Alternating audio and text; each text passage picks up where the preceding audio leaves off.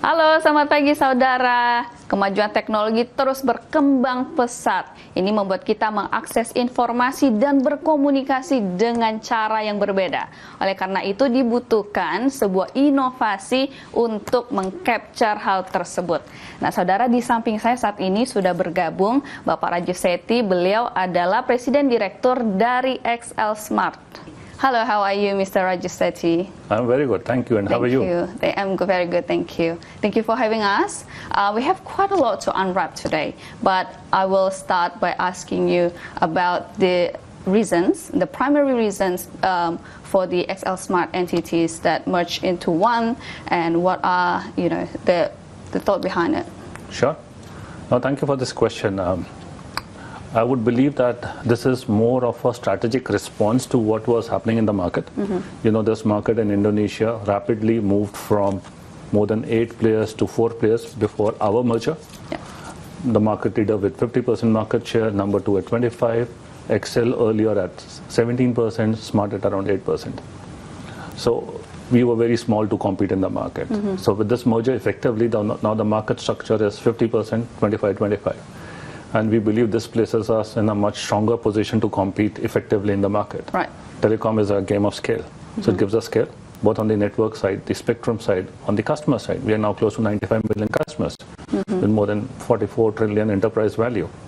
I think that gives us the heft to compete in the market and fulfill the purpose we have. What are the innovations that you'll bring into the table?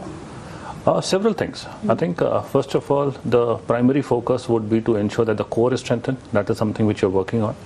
Because as we said, this gives us scale, heft, being in markets where we were not earlier present in. That is what we will focus on. Right. And then all of us know there's a huge amount of buzz around AI. But I would still say that AI is still a buzzword. It's still not used to actually solve problems of the real customers. That's something we'll focus on.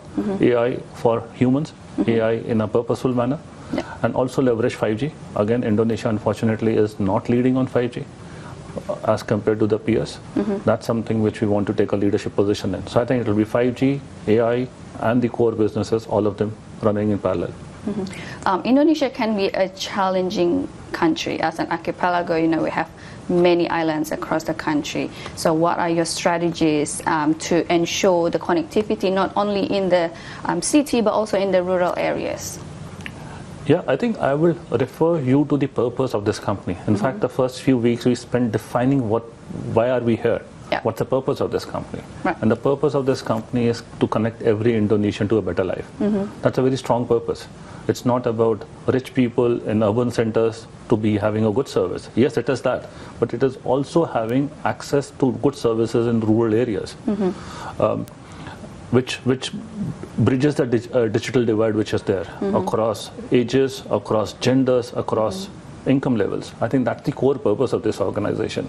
And as I said, because of this merger, our footprint will be much stronger, adding many more rural communities in the next few years, many more health centers in the near future, access to more schools. I think all of that gives us a huge direction, huge sense of purpose to really impact positively the society we work in. So I'm very, very happy about this, very proud about this purpose. Obviously, we need to execute it well. All right. And if we talk about economic development in Indonesia, of course we talk about the digital development as well, and what are your strategies in capturing that market, and also not just we talk about the objective for the company, but also to ensure that Indonesia's digital economy is being backed also by XL Smart. Yeah. I would say that several times telco operators like us forget the core purpose which we serve. The core purpose will always remain connectivity. Yeah. Because on that basic connectivity, we build everything else. So the initial effort would be to ensure that on core we are even stronger. That the core connectivity business, we are able to do much better than what we are doing. All statistics indicate there is a significant room for growth even in the core business. So that is where the initial focus would be.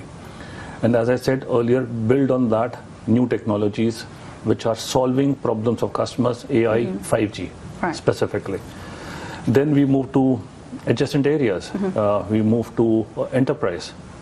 large number of SMEs. Somebody I was meeting yesterday, a banker, he told me a number in terms of the number of micro SMEs in the country, 60 million plus. Wow.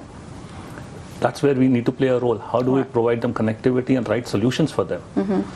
Home business, home penetration is less than 20%. That is another area of play. So what I would say is, if we do all of this well, we'll be not only positioning Indonesia well as compared to peers, we'll be rating Indonesia to take the next leap in the digital economy, which you were talking about.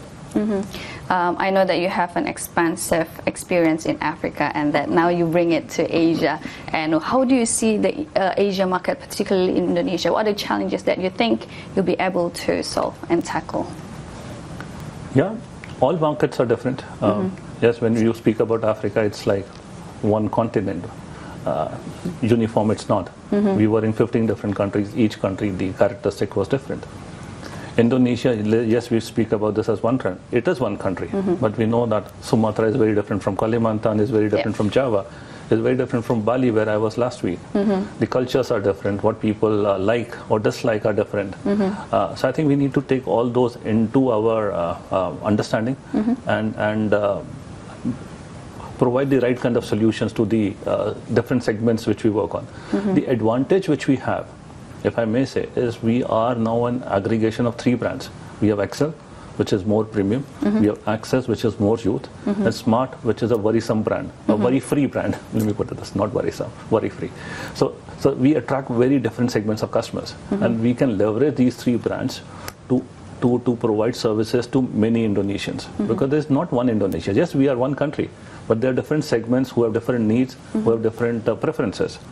So I think that is something we will do.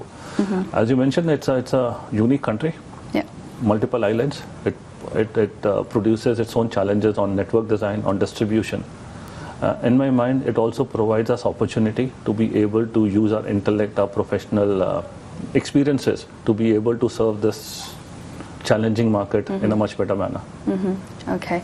And in your view, do you think the telecommunication market here, particularly for XL Smart, is already reached the maturity level, or do you think there's still growth to be happen? I think there would be very few industries where growth of demand is in double digits for the last 10 years and projected to be in double digits for the next so many years. Last 2 years also, the industry did not do well in terms of revenue, but that's a different challenge. But the data consumption went up by around 12% last year. So the core business of connectivity, I believe there is significant room for growth there. It's about how do we monetize it is a question which all of us need to answer. In Indonesia, the consumption of data per subscriber is less than 20 GBs. Neighboring markets, it's 30. It has to reach that level. So I think there is significant room left for growth of consumption of customers we have. As you also mentioned, there is still rural areas where the access is still limited. There is growth opportunity there. So as I keep on going back to my favorite topic, core itself has large amount of growth. And then you add to that the new technologies led by 5G and AI. You add to the enterprise led largely by micro and small SMEs. You add the home broadband, ample room for growth. It's our imagination. It's how we prioritize. It's not lack of opportunities. It's how do we prioritize well and allocate the right kind of resources and the right kind of skill sets to really exploit and monetize those opportunities. That's the way I would look at it. I know that XL Smart is also care about the community and the women. I think last month, if I'm not mistaken, you did sign with Komdigi, a program for women. Can you talk a bit about that? Yeah. See, as a company, we are very sure about that we really have to impact the societies where we work positively and really solve the problems in the society. One is this entire access divide between genders. More men have access to data, digital, less women have. Personally, I am father of a young daughter, and it hurts me to see that young people, young women in the country do not have access to that. So this entire initiative, the SystemNet, is a step in that direction. That how do we give not only access, but also teach young women to use that access in a positive manner. And we are very proud of that, and hopefully we'll be able to impact millions of lives. And there will be young girls in future who will say, yes, XL Smart helped me in my positive journey in life. So that's something which is very close to our hearts. We're so looking forward to that. And if you have anything at all, to wrap this up, anything that you would like to add, please. Yeah, I think personally I'm very happy to be here. It's a very exciting country to be in. Large number of challenges, large number of opportunities. As we say, together we'll go far and beyond. Bersama melaju tanpa batas. That's our tagline, and I think that's something which all of us believe in. Thank you so much for your time, Mr. Raju Sethi. We're so looking forward to everything XL has to offer under your leadership. Thank you. Thank you. Saudara, demikian tadi perbincangan kami dengan Presiden Direktur XL Smart, Bapak Raju Sethi. Jangan kemana-mana, saudara, tetaplah di Sapa Indonesia Pagi.